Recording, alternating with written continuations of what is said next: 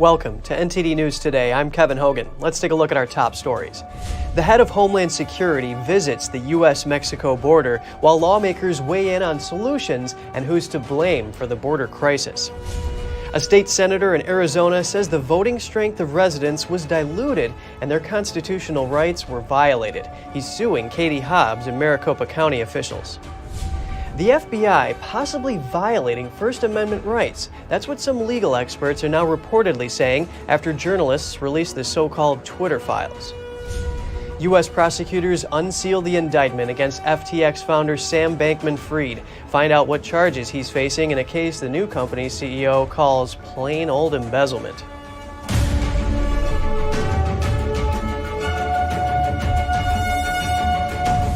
Department of Homeland Security head Alejandro Mayorkas visited the U.S.-Mexico border yesterday. His stop comes as House Republicans want to impeach him over the border crisis. NTD's Jessica Beatty reports. DHS Secretary Alejandro Mayorkas visited Border Patrol agents in El Paso, Texas, Tuesday. At the same time, a group of House Republicans called for Mayorkas to be impeached over the border crisis. He has no plan to deport the more than 1 million people who have active deportation orders in our country. He has no plan to secure the border. Congressman Andy Biggs said the law is clear. Illegal immigrants should be detained. He accused Mayorkas of instead releasing more than 1 million illegal border crossers into the country. Most of these released illegal aliens will never be heard from again. We don't know where they are, what they're doing. That's unacceptable. The 2022 fiscal year had a record high number of encounters with illegal border crossers, over 2,300,000. We reached out to DHS for comment, but didn't immediately hear back. Democrat lawmakers near the border are also concerned. Congresswoman Veronica Escobar says Congress is to blame for not passing an immigration bill since 1996, and she says that one limited legal pathways. Congress and administrations before the Biden administration have chosen to address immigration as a border-only issue. Dealing with immigration as a border-only issue has created the humanitarian crisis that we face today. Now Texas officials are worried the border crisis will get even worse after Title 42 is lifted. The policy, aimed at stopping the spread of COVID-19, allowed officials to turn away illegal immigrants at the border. Last month, a federal judge ordered the government to do away with it. We have to secure the border because the only thing that the Border Patrol is doing is processing a lot of them to come into the U.S. and then returning some of them under Title 42. Title 42 goes away. This is going to just open up a lot of large numbers of people coming to border communities.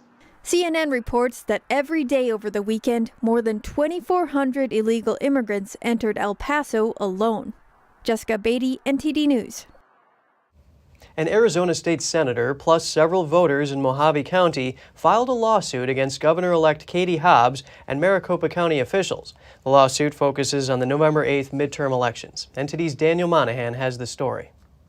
The lawsuit was filed by State Senator Sonny Borelli in the Mojave County Superior Court. It is backed by the Mojave Republican Party. The defendants are Katie Hobbs, who is also the top election official in Arizona, as well as Maricopa Recorder Stephen Richer, Maricopa Board of Supervisors Chairman Bill Gates, and other members of the board. The lawsuit aims to nullify the results of the November 8th gubernatorial election in Maricopa County. A similar legal challenge was filed last week by GOP gubernatorial candidate Kari Lake. My lawsuit includes a declaration from a whistleblower from Runbeck, claiming that nearly 300,000 ballots with no chain of custody were counted, infecting the legal vote count. Lake says the election laws and rules clearly state that they should not have been counted at all. She says that there are also additional witnesses of what she calls botched elections. Other whistleblowers came forward to declare under threat of perjury that tens of thousands of ballots did not pass the signature verification process set up to keep illegal ballots out.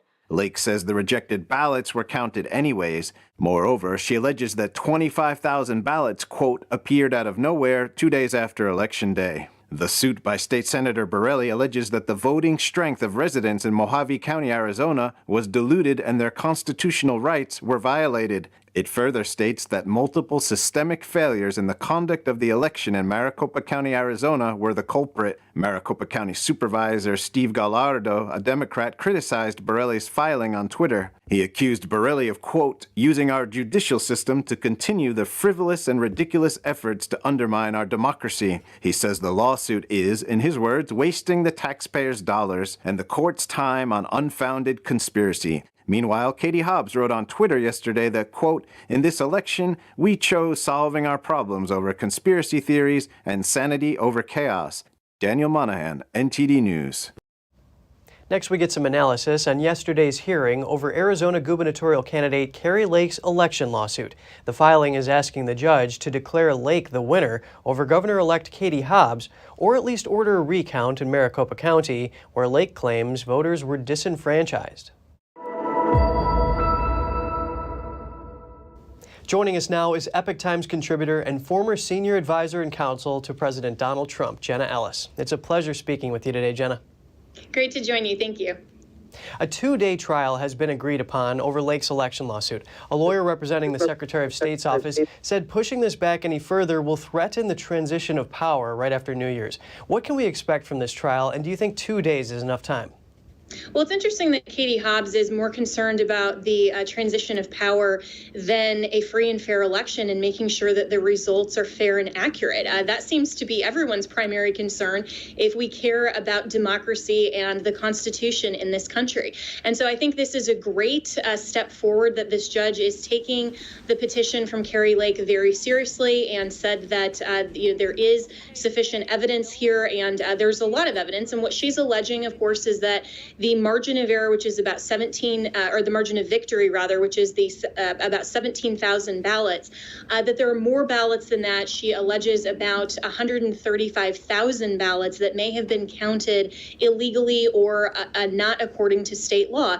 And so for a two-day trial in this very short time frame, at least she's getting a trial on the merits, regardless of whether or not that's exactly enough time or the judge ultimately ends up extending that time frame. If there needs to be more presentation of evidence or additional arguments, 2 days, in my view, is at least a huge threshold victory. And thanks for helping us understand this time frame. Now, Maricopa County is pushing back on a request by Lake's attorneys to access the ballots. How critical is that access? It's incredibly critical because, of course, it will be Lake's burden of proof to show at trial that there were sufficient ballots that were over that margin of victory that were counted illegally. So for Maricopa County to not provide this data to Lake is really interference in that presentation. But I think that it just shows that election officials are anti-Republican in the sense that they are trying intentionally to thwart these types of challenges. And what makes you say that they're anti-Republican? Well, because we've seen that these types of election officials are specifically not providing evidence to Republican candidates that are mounting these sorts of election challenges. This is exactly what we saw in the 2020 election with Donald Trump. This is what we've seen in other instances where Republicans have mounted challenges. And it seems like when Democrats challenge, not only does the mainstream media ultimately help them and say that's totally fine, but also local election officials are not nearly as hesitant to provide that type of data. Now, I want to go back to what you said about the judge here. After the hearing, Lake said in a statement that it was telling. She said the judge noted the volume of her evidence the team compiled. Based on what Lake has said, do you think this will be sufficient in making her case? Well, it all depends on what she can present at trial, and based just on the petition with saying that there was faulty signature matching on envelopes and other issues with at least 135,000 ballots, if she can show even anywhere close to that number of ballots, then that rises above the level of the margin of victory for Hobbs. And so what the remedy would actually be, that ultimately is a question that I'm very interested in to see if the judge handles that in terms of providing a process for a new election, which is what Kari Lake has suggested, or how they would proceed if she ultimately does show at trial and fulfills that burden of proof and shows that there were more ballots counted illegally than the margin of victory. Excellent to have your analysis. Epoch Times contributor and former senior advisor and counsel to President Donald Trump, Jenna Ellis, thank you so much for your time. Thank you. U.S. prosecutors unsealed the indictment against founder and former CEO of FTX Sam Bankman-Fried yesterday. Charges include wire fraud, conspiracy, and violating campaign finance laws. NTD's Jeremy Sandberg tells us more about the ongoing investigation. This is one of the biggest financial frauds in American history. The U.S. Attorney for the Southern District of New York, Damian Williams, revealed the contents of the indictment against Bankman-Fried on Tuesday. 8 criminal counts including wire fraud, conspiracy, and campaign finance violations. He accused Bankman-Fried and co-conspirators of stealing billions of dollars from customers and using that money for personal benefit and investments, as well as to cover expenses and debts of FTX's investment arm Alameda Research. He says Bankman-Fried lied to Alameda lenders about the source of the money used to pay those debts and deceived FTX investors by sending billions of dollars in FTX customer money to Alameda. We charge that Bankman-Fried violated federal campaign finance laws by causing tens of millions of dollars in illegal campaign contributions to be made to candidates and committees. Williams says the contributions were disguised to look like they were coming from wealthy co-conspirators, when in fact they were funded by Alameda Research with stolen customer money.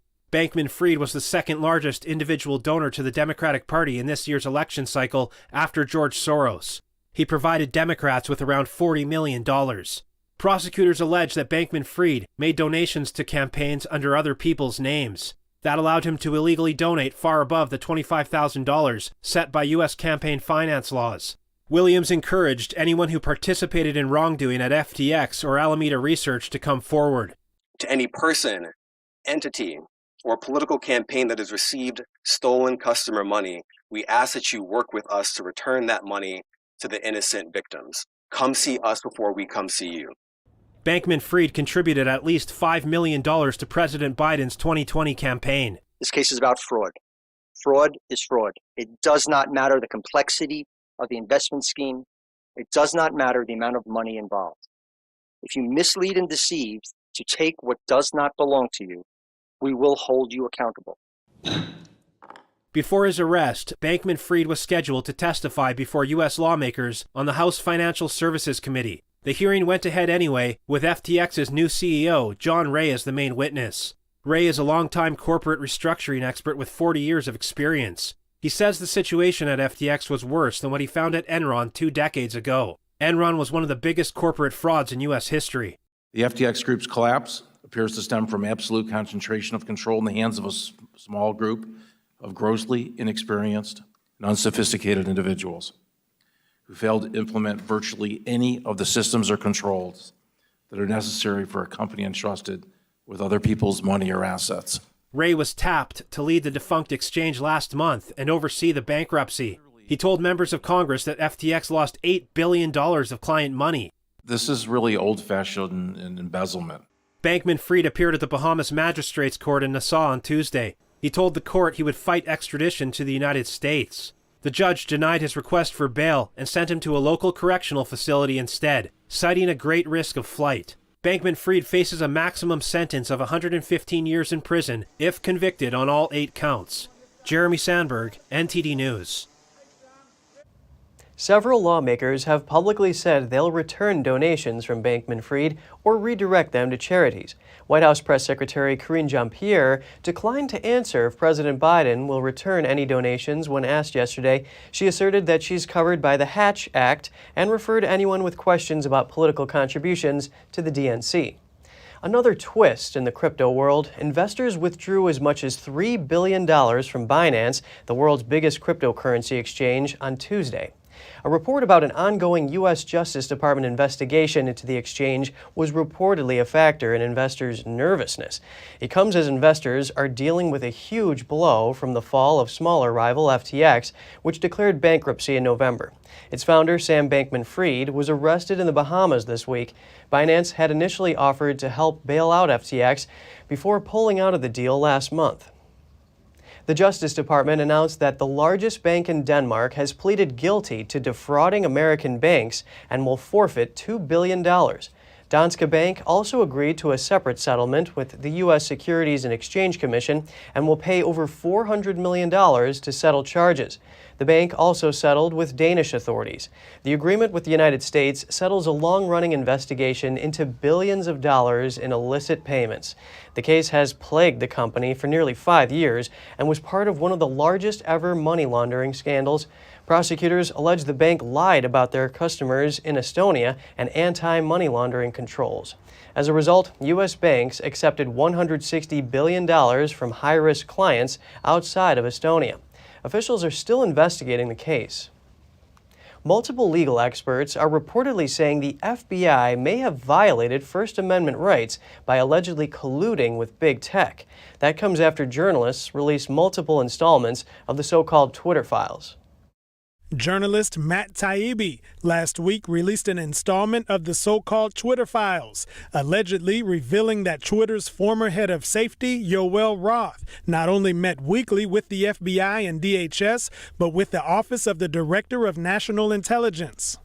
The files also show that weeks before the 2020 presidential election, the FBI flagged certain tweets to the social media company. One of those, for example, was about possible irregularities in the voting process. Twitter reportedly decided to add a "Learn how voting is safe and secure" label to the tweet after the FBI flagged it. That installment of the Twitter files also shows Twitter's current policy director, Nick Pickles, allegedly working with the FBI and DHS. A senior legal fellow at the Heritage Foundation told Fox News that Twitter can suppress a tweet since it's a private company, but only if Twitter is acting on its own. However, he said, quote, "When a private company is censoring information based on direction, coordination, and cooperation with the government, then legally it may be considered to be acting as an agent for the government, and it may be found to be violating the First Amendment." A senior distinguished fellow at the University of St. Thomas School of Law told the outlet, "We now know that the intelligence community interacted on a regular basis with Twitter and other platforms, seemingly to advise them to monitor what the IC considered objectionable content." He said the next Congress should make it a priority to investigate contacts between the intelligence community and the platforms to see if government censorship took place. Various Republicans in Congress reportedly indicated that they would be in support of such an investigation. Senator Cynthia Lummis told Fox that the accumulation of accusations pointed at the FBI's Washington, D.C. bureau, "I think, make it ripe for serious investigation by Congress." National Security Council spokesperson John Kirby reportedly said on Sunday that the Biden administration is not telling social media companies how they should handle their content. Coming up, a huge storm sweeps across the nation, sending tornadoes through Oklahoma, Louisiana, and Texas, and blizzard conditions farther north. We have the details, including 2 casualties. And a judge extended a previous order delaying a key part of Oregon's new gun law, and he's considering blocking more of it. More in just a moment here on NTD News Today.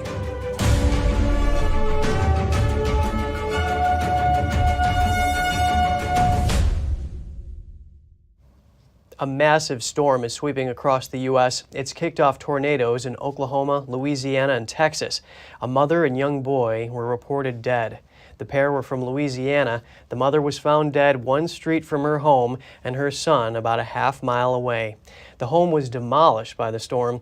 In another Louisiana town, about 20 people went to the hospital with injuries. In Texas, 5 tornadoes were confirmed, but there were potentially a dozen. Homes and businesses were damaged north of the Dallas-Fort Worth area. The storm also caused blizzard-like conditions across Great Plains states. According to the National Weather Service, Montana, Colorado, and Nebraska saw as much as 2 feet of snow. Interstates closed early this morning across the plains as winds reached over 50 miles per hour. Now Minnesota is also bracing for up to 2 feet of snow, and authorities recently warned of a large tornado in Mississippi. More severe weather is expected to impact central Gulf Coast states. Local officials in Kansas say the cleanup of the spill from the Keystone pipeline will take a few more weeks. The pipeline carries crude oil from Canada to multiple U.S. states. It's not yet known when the pipeline will resume operations. It was shut down on December 8th after the spill of nearly 14,000 barrels of crude at a location in Kansas. The volume of crude oil released makes it one of the most significant crude spills in the United States in almost a decade. The pipeline distributes over 620,000 barrels of heavy Canadian oil daily from Canada to refineries in the United States. Canada-based TC Energy said in a Tuesday update that the pipeline's problematic segment has been isolated and the downstream flow of spilled oil has been stopped. The cause of the leak has not yet been identified, but sabotage has been ruled out. Adjustments might be on the way to the U.S. naturalization exam. That's the test that plays a major step toward an immigrant's path to becoming a U.S. citizen. The Biden White House signed an executive order with a directive that calls for a review and changes to the English and civics sections of the exam. The reading and writing sections, which are standardized, will remain the same. A 5-month-long trial of this updated test will be performed in 2023 with more than 1,000 volunteers already enrolled in the citizenship class. U.S. Citizenship and Immigration Services says more than 1 million people became U.S. citizens during fiscal year 2022, a level not seen in over a decade. Oregon Governor Kate Brown is commuting all 17 of the state's death sentences. She made the announcement yesterday. Brown says the inmates that were awaiting execution will have their sentences changed to life in prison without the possibility of parole. The Democrat governor has less than a month left in office. Her order will take effect today. Brown says she was using her executive clemency powers to commute the sentences. She calls the death penalty immoral and an irreversible punishment that doesn't allow for a correction. Brown said in her statement that victims experience pain and uncertainty as they wait for decades until the penalties are carried out. She hopes her move will be a significant step closer to finality in these cases. Oregon voters reinstated the death penalty by popular vote in 1978, 14 years after they abolished it. The Oregon Supreme Court declared it unconstitutional in 1981. Oregon voters then reinstated it in 1984. A key part of Oregon's new gun law will remain blocked for a little longer. The judge extended his previous order yesterday and heard lengthy arguments on whether to block another part of the law. The judge already blocked the permit to purchase provision until February to give law enforcement time to organize the required training classes. He also temporarily blocked another provision that prevents a gun sale until the results of a background check come back. Under current federal law, a gun sale can proceed by default if the background check takes longer than 3 business days. Some point out that this allowed a mass shooter to obtain a gun in 2015, while others are concerned background checks could be delayed indefinitely to prevent purchases. The judge continued to hear arguments Tuesday on the most controversial part of the law, a ban on the sale, transfer, or import of gun magazines containing more than 10 rounds. One gun store owner testified that he estimates this could be interpreted to make 90% of guns illegal to sell in the state. The remains of a body found in the early 90s have finally been identified. In a Tuesday press conference, authorities announced the skeletal remains were of Robert A. Mullins of Columbus, Ohio. The identification brings closure to Mullins' family, who says he went missing in the late 80s. Authorities say they were able to identify him using forensic genealogy. We built an expansive family tree containing over 4,000 people. Our research stretched into Virginia, Kentucky, Canada, and all the way to England. Along the way, we had the help of many distant cousins, relatives of the unidentified man. Homicide investigators say Mullins' case remains open. The Alaska Department of Public Safety is mourning the loss of one of their own who died on Tuesday. Court Services Officer Curtis Warland was trying to scare away a group of muskox from a dog kennel near his home when one of the muskox attacked him. He died at the scene. The accident is currently under investigation. Warland served as a Court Services officer for 13 years. And in other news, major shipping deadlines for holiday delivery are just days away, and holiday volume and winter weather will put the big carriers to the test. If you're sending gifts across the country or to service members stationed abroad, key details about when and how to send packages can make a big difference. Here are some tips from the major shippers. This guy handles his own last-minute shipping. The rest of us have deadlines. The longer you wait, the more limited your choice of shipping becomes. For delivery by December 25th, the United States Postal Service says the recommended deadline for ground service packages and first-class mail, like greeting cards, is Saturday, December 17th. Priority mail, Monday, December 19th. Everybody wants to get those holiday greetings and gifts in the mail. So be patient with the retail clerks, be patient with your carrier. Spokesperson Kim Frum says the Postal Service YouTube channel has how-to videos on topics like properly packing a box and addressing a package to a military service member. She also says if you're planning to wrap the outside of your shipping boxes in brown paper or anything else, don't. No brown paper packages, no tied up with string. Do not do that because you could run the risk of things getting caught in the machinery. UPS used a streamlined digital process to hire for 100,000 seasonal openings. This is our Super Bowl and we are excited. For UPS, the last day to ship second day air is Wednesday, December 21st. Next day air, Thursday the 22nd. Darren Jones of UPS says their operations are ready for whatever Mother Nature brings. The good news is that we've been doing this for 115 years, so we know a little bit about what we're doing here. For FedEx Express Saver shipments, the deadline is Tuesday, December 20th. FedEx Same Day, Friday, December 23rd. And with all major carriers, the closer to December 25th, the more expensive expedited delivery options will be. Coming up, another round of anti-lockdown protests erupting across universities in China. Video showing upset students facing off with officials. The Chinese regime is moving away from a COVID-19 tracking app and appears to be loosening some of the harsh measures. However, a new outbreak is spreading in the country. We'll have the details soon when we return.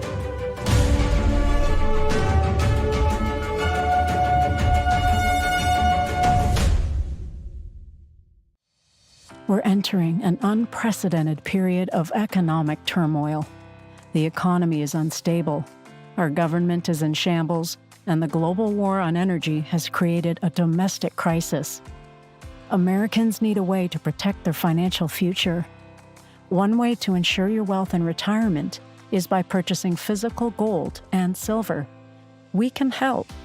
You can roll any part of your retirement account into a gold or silver IRA.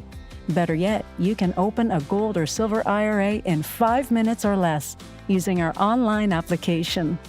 Preserving your family's financial legacy is a choice that's always available to you. And when you're ready, we're here to help. Call us and speak to one of our IRA professionals. Let's build your financial legacy together. GSI Exchange, wealth for generations to come.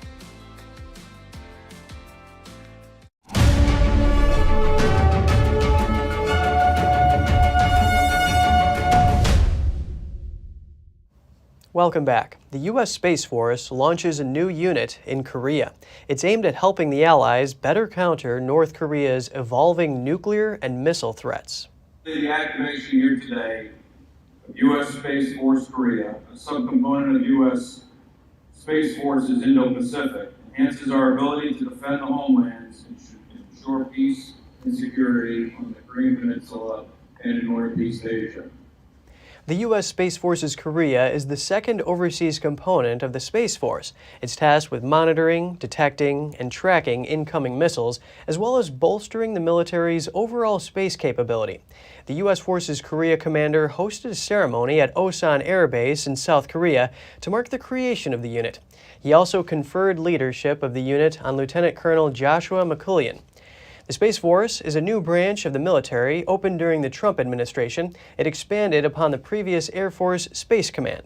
The launch of the unit comes as Seoul and Washington seek to boost security cooperation to deter North Korea, which this year tested intercontinental ballistic missiles capable of reaching the U.S. mainland.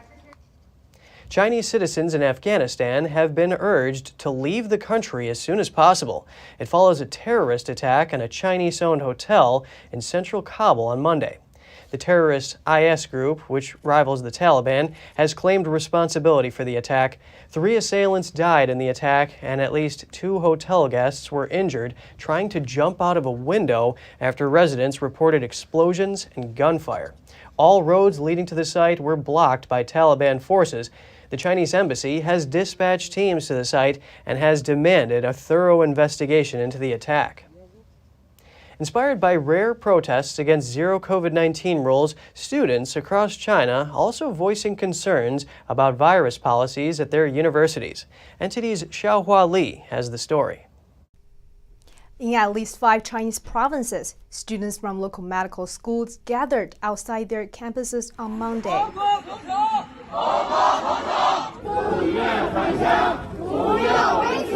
They're taking aim at some of their university's epidemic prevention policies. Under them, medical graduates who test positive for COVID-19 reportedly are now allowed to take days off. And if they do, they face a pay cut. Graduate students from these universities earn an average of less than $200 a month, while faculty members are paid 8 times that amount. As for the undergrads, they're asking permission to return home voluntarily. This is due to continued virus testing on campus and a lack of supplies in some dormitories. Violence broke out at another medical university in southwest China. That was captured after students protested against the school for not paying them or providing masks. At the same time in China, fears are rising about the safety of student protesters amid arrests. Police apprehended a resident from Guangzhou last week over allegations they called provoking trouble.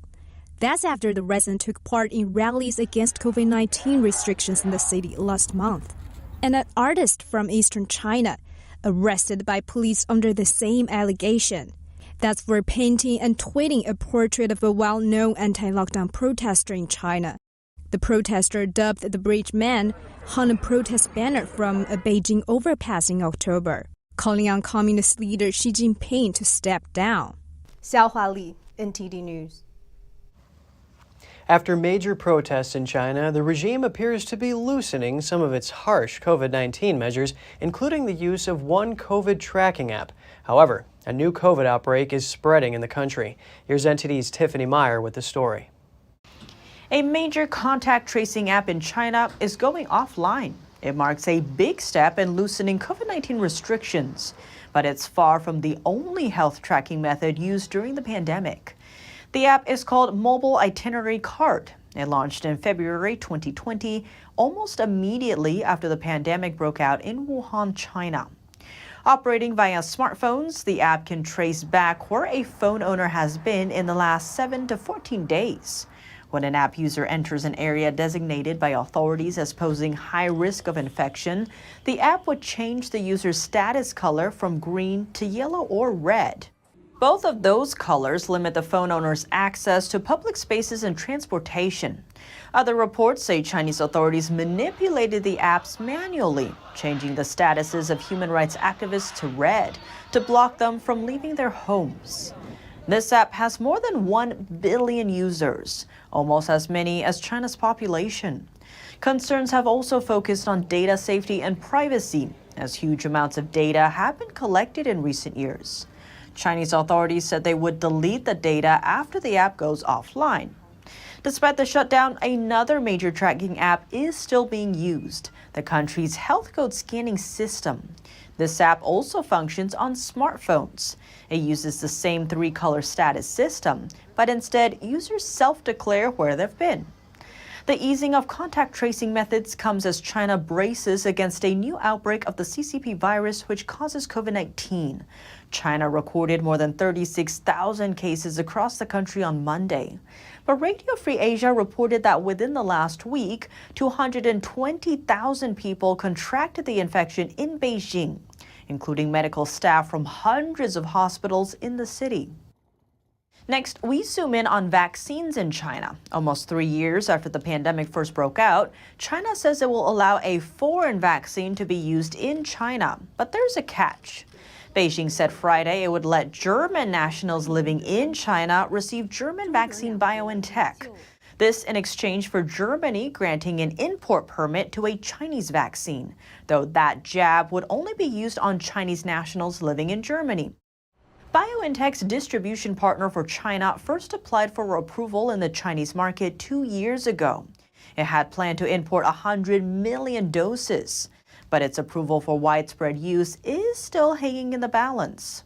As for American nationals living in China, can they access vaccines? The American Embassy in China says yes. Its official website names the two most commonly available doses as being available, Sinopharm and Sinovac. Neither of the two Chinese-made vaccines have been approved by the U.S. Food and Drug Administration.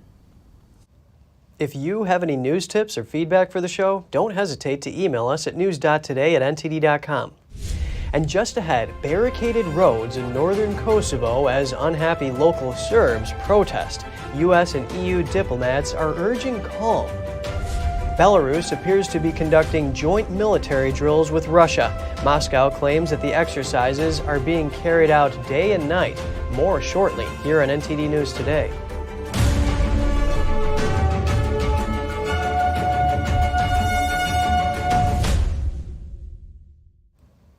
Envoys from the EU and the United States called on Kosovo and Serbia to remain calm and not fuel an ongoing ethnic crisis. This in Kosovo's north on Tuesday, where local Serbs have erected barricades on roads. Serb protesters in northern Kosovo blocked main roads after an exchange of fire with police over the weekend.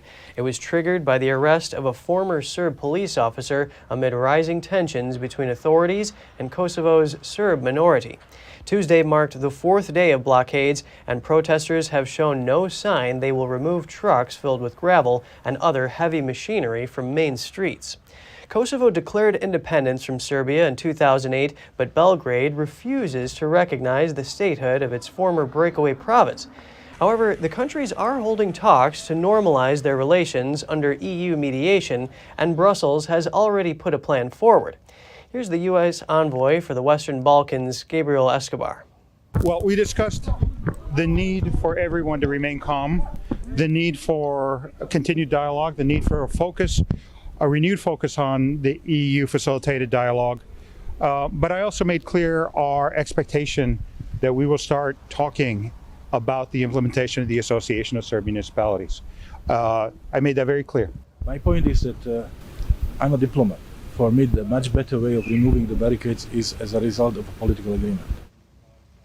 Some 50,000 Serbs who live in Kosovo's north refuse to recognize Kosovo's authority and are backed by Belgrade. The U.S. may be sending a battery of Patriot missiles to Ukraine. It comes after Ukrainian President Volodymyr Zelensky recently put pressure on Western leaders to provide more advanced weapons to counter Russian air attacks. We will look at a full spectrum of security assistance and defensive capabilities that are available within our common inventories when we consider Ukraine's needs. We continue to consult and advise our Ukrainian partners on how best to integrate their air defense systems. According to officials who spoke on condition of anonymity, the announcement will likely follow later this week. The plan has not yet been publicly announced because the decision has not been finalized. If approved, the Patriot would be the most advanced surface-to-air missile system yet provided to Ukraine by the West. Belarus remains non-committal about getting involved in the war in neighboring Ukraine, but the country appears to be conducting joint military training with Russia. Moscow says the exercise is carried out, quote, day and night.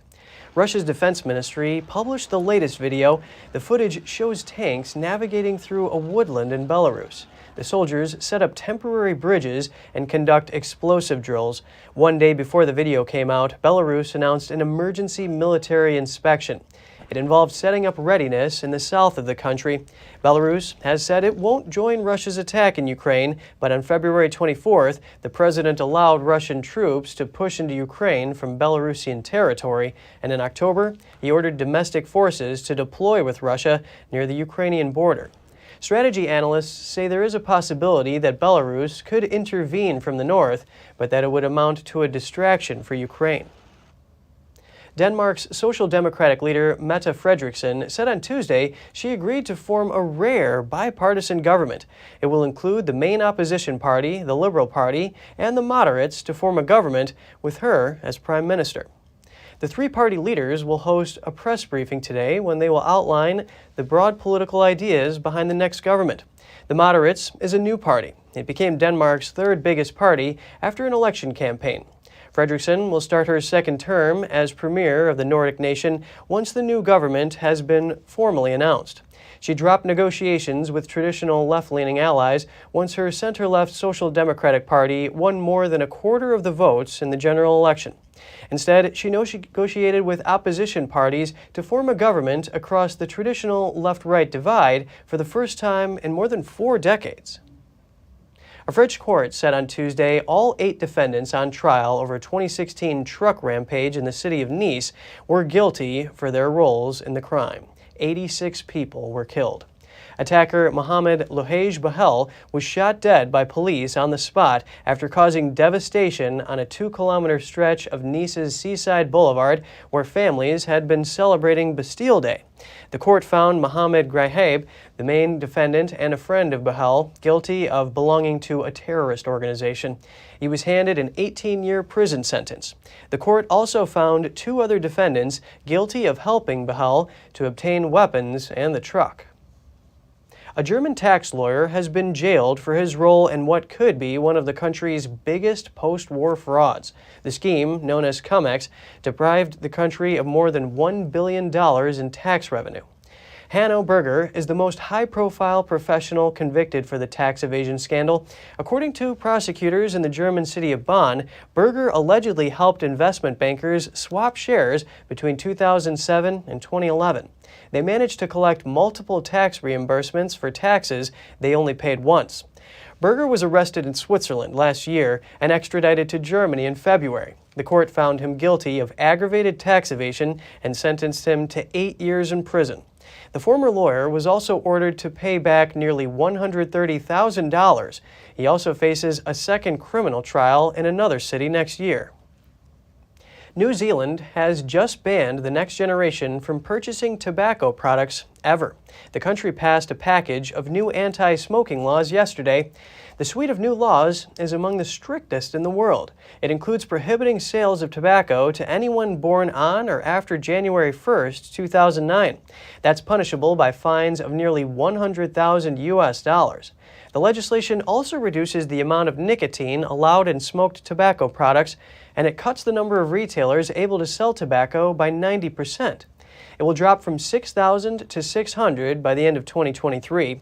New Zealand already boasts low adult smoking rates, but the government hopes to make the country smoke-free by 2025. And still to come, scientists are trying to extend the life of produce and help prevent food waste. A small packet that can slow the ripening of apples could be part of the answer.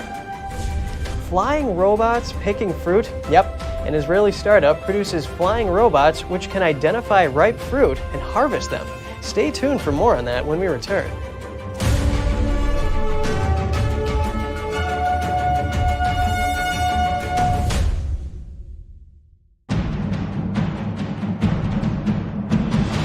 A performance that truly matters for each and every one of us.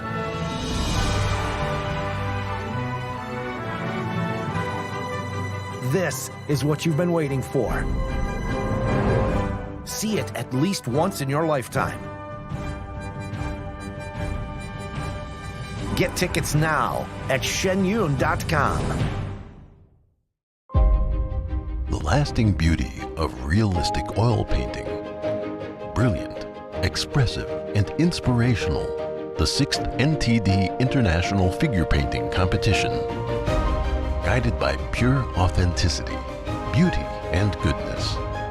Invites you to join us on a journey back to traditional art. The Gold Award is $10,000. For more details, please visit oilpainting.ntdtv.com.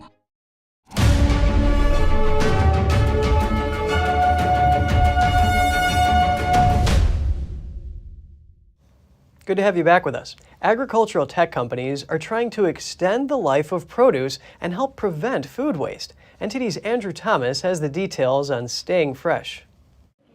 Scientists at Chicago-based Hazel Technologies have created a small packet that can slow the ripening of apples. It works by inhibiting a naturally occurring hormone called ethylene.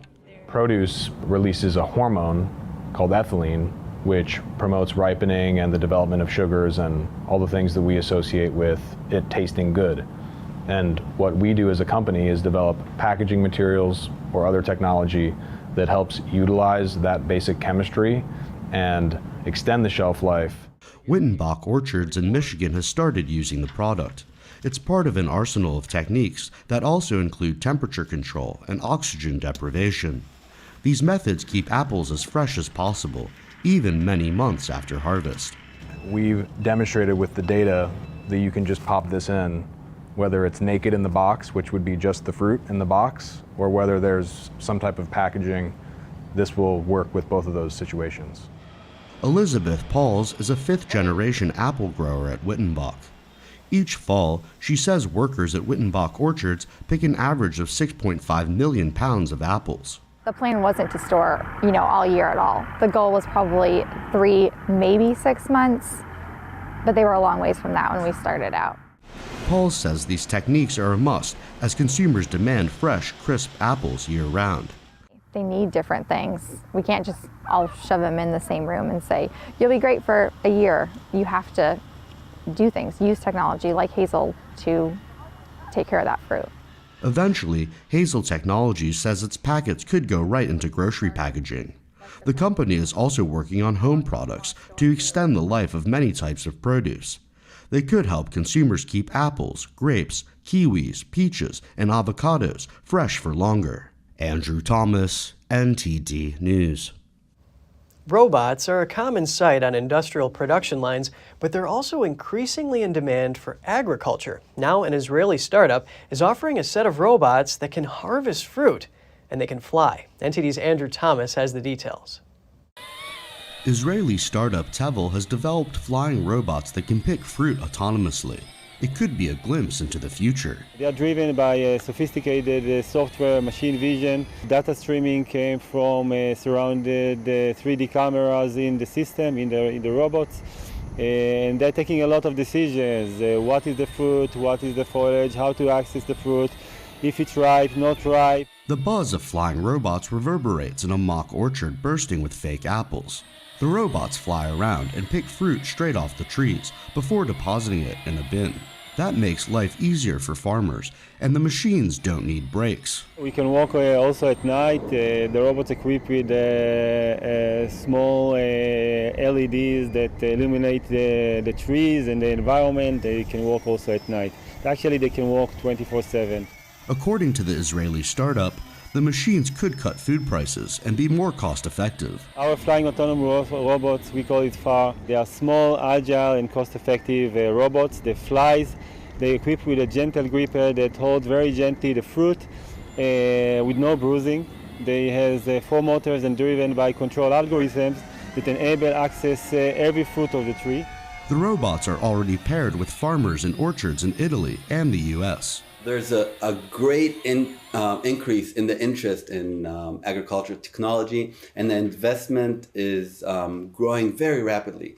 So going from 2025, the investment is expected to grow by around 20% to 2026. But these robots won't replace all farm workers just yet. Researchers say the technology would need to be more robust and inexpensive.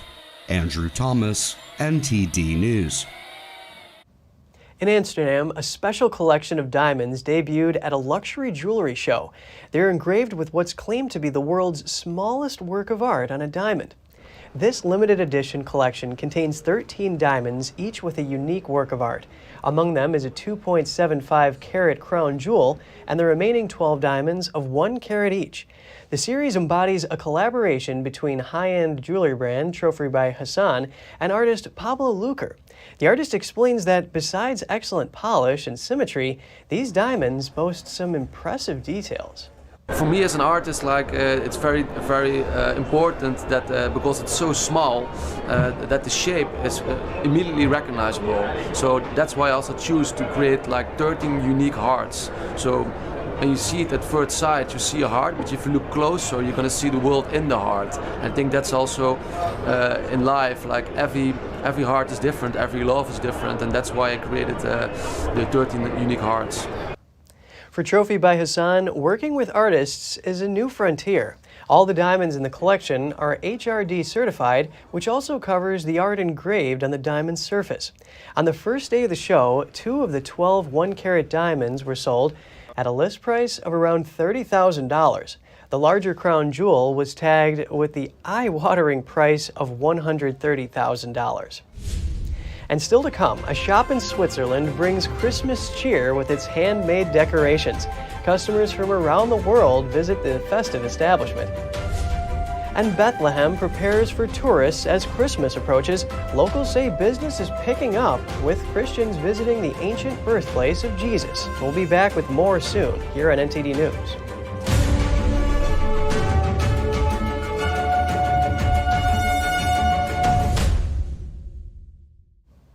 An amazing discovery was found at the bottom of Norway's largest lake. Researchers found a downed ship believed to be from between the 1300s to the 1800s. Somehow, despite the passage of time, the craft managed to stay in almost perfect condition. This discovery was made while the Norwegian Defense Research Establishment was leading a mission that inspects parts of the lake that's a source of water for about 100,000 residents. Officials say it appears to be the ship was built using a Norse technique, which was common during the age of the Vikings. A shop in northwest Switzerland is bringing Christmas cheer to locals and visitors alike. The establishment sells a variety of Christmas decorations, and business is already booming. NTD's Andrew Thomas has more. Johan Wanner is the world's biggest purveyor of handmade Christmas decorations. His shop in the Swiss city of Basel attracts customers from around the world. Wanner appreciates his customers and believes his products bring joy during these turbulent times. It's something which is not necessary, but it's something very important. I think people need it. I need it too, and I need my customers, and they do come and help me. 54 years running.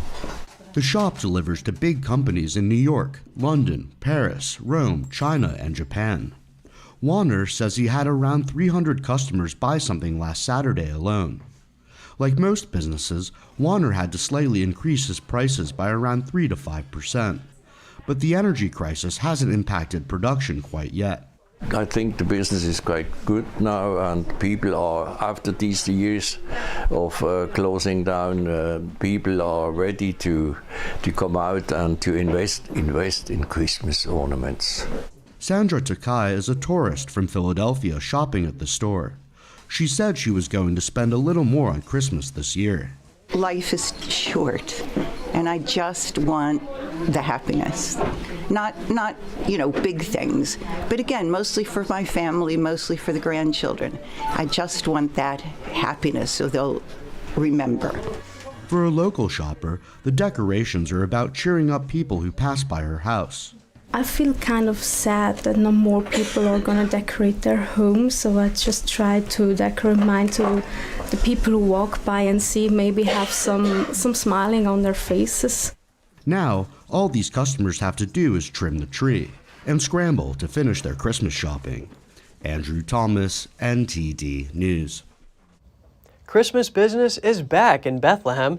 Locals say tourism hasn't fully recovered from the pandemic lockdowns, but it's looking optimistic. NTD's Andrew Thomas has more on this part of the Holy Land. According to Christian Gospel, Jesus Christ was born in Bethlehem more than 2,000 years ago. Churches and pilgrimage sites have popped up as religious tourism has evolved over the centuries. But when the pandemic crippled air travel, money stopped flowing to the communities dependent on religious tourists. Here in this city, there is an expression. This is a city of pilgrims. At the moment, we don't have pilgrims coming and visiting the city and the holy places in Bethlehem, for example, the Church of the Nativity and Shepherd's Fields, or other places. The city became a city of ghosts. This December, tourists from Asia, Europe, Africa, and North and South America are all exploring the city. Vendors say numbers are lower than pre-pandemic levels, but looking hopeful. Elias Arja is the head of the Bethlehem Hotel Association. He says hotels are full for the holidays, and that next year is expected to be even better. After Corona, when it was shuttered for 2 years, Business has changed for the better. We expect that 2023 will be booming and business will be excellent because the whole world, and Christian religious tourists especially, all want to return to the Holy Land and visit us. Visit the Church of the Nativity, the Holy Sepulchre, and Al-Aqsa, and antiquities sites. Bassem Giacomin is the third-generation owner of a gift shop. He says recent violence across the West Bank hasn't impacted tourist numbers. Politically, it does affect, but nothing major. And anyway, we've had it since about 60, 70 years. Kind of goes on for a month and then it stops. Tourists come back again, you know? Giacomin says it will take years to overcome the impact of the pandemic lockdowns. The year before the corona, I was doing okay, but because the corona happened, it really set me back like 5 years at least to where I was. He used to employ 10 people. Now he can only afford 3 to 5, depending on demand. But he and many others are hopeful as business picks up. Andrew Thomas, NTD News. A NASA rover on Mars by chance had its microphone on when a whirling tower of red dust passed overhead last year.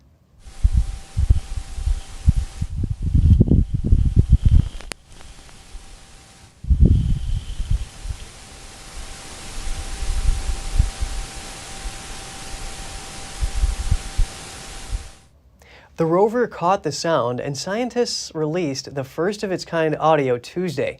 The 10-second clip includes not only rumbling gusts of up to 25 miles per hour, but the pinging of hundreds of dust particles against the rover. It sounds a lot like dust devils here on Earth, but just quieter. That's because the thin atmosphere on Mars makes for muted sounds and less forceful wind. Perseverance provided the first sounds of Mars wind soon after landing in February last year. Christmas came a little early at the Toledo Zoo in the form of twin polar bear cubs. The two were born December 1st to their 24-year-old mother, Crystal. The babies aren't old enough to be introduced to the public yet, but you can watch them on the zoo's live stream every day. When fully grown, these tiny cubs could weigh as much as 1,300 pounds. The polar bear population is decreasing, but the breeding program in Toledo offers hope for the vulnerable species. And that's all for today's program. We're really glad to have you with us. I'm Kevin Hogan, NTD News, New York City.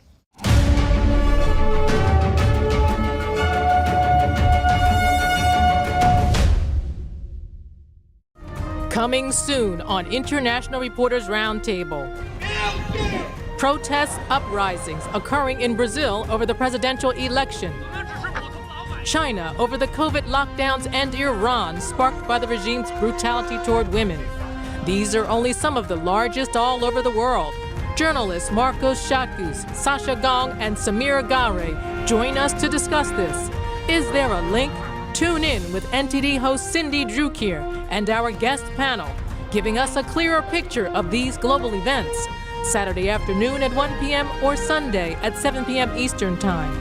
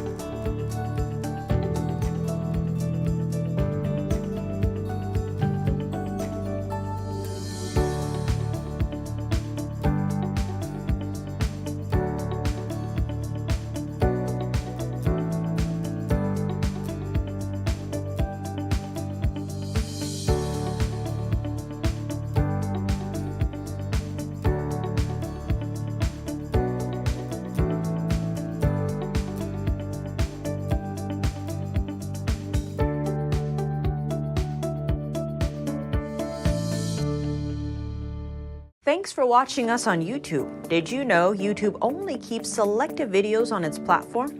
So if you want to make sure you get the full picture, just subscribe to our newsletter. Go to newsletter.ntd.com and sign up. It's free.